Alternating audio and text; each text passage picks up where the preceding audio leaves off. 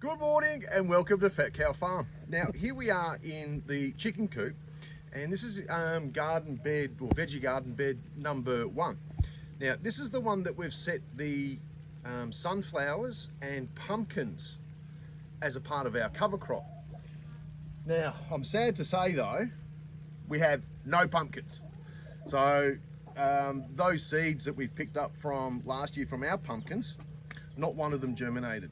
And you know, we soaked them overnight and did all the right things, but nothing. But in saying that too, a lot of the, not all the sunflowers, but a lot of the sunflowers have come up, and they're all just about to, or not all, but I can count maybe 15, 20 flower heads ready to rock and roll.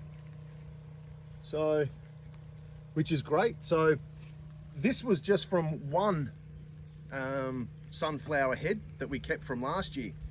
So what we wanted to do was keep on mass producing, because if this works for us as a part of a ground cover, I mean, it looks fantastic, and I'm really looking forward to having the heads out and the bees coming in and all that sort of stuff. So, you know, fails and successes, I mean, that's really what it's all about. So, you know, I've got a lot of ryegrass coming through, which is great. So that would have been a leftover from Eden Seeds, would have been the winter mix. So that's all coming through, but this is all resting quite well. And so there's not a lot of sun getting onto the soil, and that's what we wanted to protect. Now I'm going to show you what's happened in our veggie garden number 2, or bay number 2, because we've got a little problem in there, and I want to show you what's going on. So I'll see you soon. All right, so here we are in veggie garden number 2. Now, as you can see around me, I have got millions and millions and millions of tomatoes. Now, last year we only had, or we had 35 plants, or 36 plants I think we kept. Heaps too much, way too much. So what I'm going to do now is that, because I've been looking through, and some of the seeds that we planted are coming through. You can see the corn in the back. I've got beans running up that trellis there. The zucchinis have come on. But what's happened is that we've finally got through all that wet, and then we had all that sun. And because pretty much this was all mulched and really holding in a lot of moisture, this is probably about 2 to 3 week growth. And I just wanted to see, before I started attacking this, how many tomatoes we really had. So what I'm going to do is try something a little bit different this year, is that rather than feeding this and breaking this down and giving it to the chickens, I've run out of hay for mulch on one of our garden beds. I'm just going to throw down a quick little cover crop on that, and under the soil, just normal Eden seed mix, summer I think it's called. And then what I'm going to do is start thinning these out and use this as the cover crop on top of all the soil. And I'll show you what that looks like after we're finished. I haven't tried it before, but I thought rather than waste, at least this will then start decomposing, especially if we can catch it, you know, before the flowers really take heed. But mate, there's always something going on. There's always something going on. So this will take a couple of hours just to give this a bit of a clean up.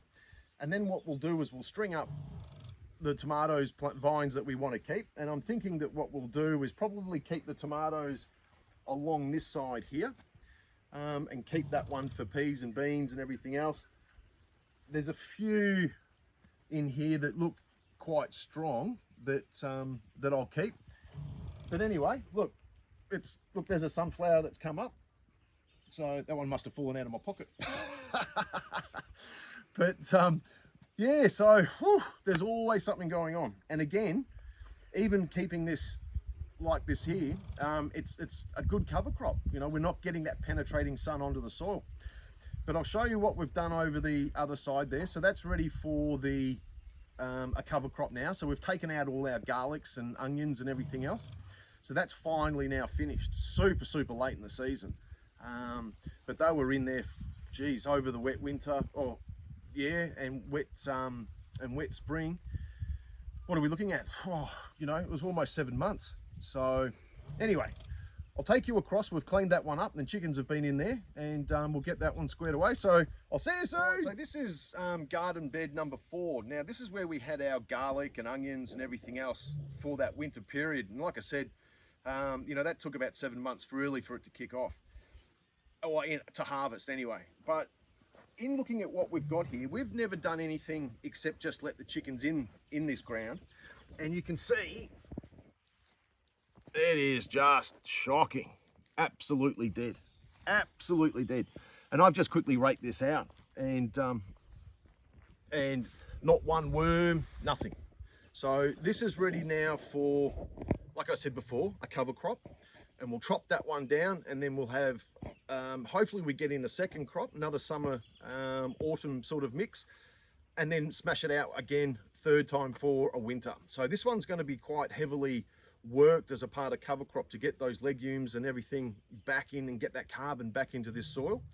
So the chickens are now finished. We've finished harvesting.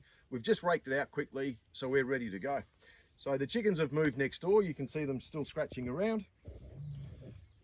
And oh, if you see in the corner here, this is comfrey. Now, what we thought we would try it as a part of having it in the chicken coop, and the chickens hate it, which is absolutely fantastic for us, because now that we can grow comfrey inside the chicken coop, we're now using that as an extra benefit for our soil and composting. So we just grab off, you know, 5-6 leaves, whatever it may be, chuck it in, layer it, and off we go. And that's now working a treat. So yeah, but the chickens don't eat it. So it might be something worthwhile where you're making your compost, and if it is in the chicken coop, get some comfrey in there and off you go. But I do have a little treat for you that I want to show you in the hoop house. All right, so I'll see you inside. So I'll see you soon. Now here we are in the hothouse this morning, and I want to introduce you to my mess. But in saying that, everyone knows that we're in the high country, and guess what we've got? Watermelons. So what we're going to do is pick this one, and then we're going to open her up and see what it's like. I can't believe it. Watermelons in the high country of Victoria. Absolutely fantastic. I'll see you soon. All right, so here we are. We've just quickly cut this up, and it's probably got about another 10 days in it, but my God, it tastes fantastic. It's just like the ultimate. I've never had anything so fresh or just amount of flavor, you know. So in about another 10 days, the other ones that are up there would be going off. So who ever thought that high country, you can grow watermelons? I'll see you soon. All right, so we're back here in garden bed number 4. What do you think about those watermelons? Are they fantastic?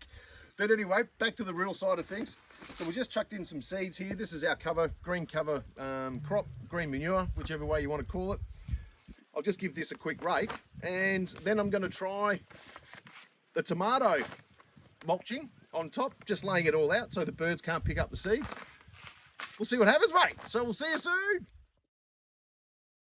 All right, so here we go. Check this out.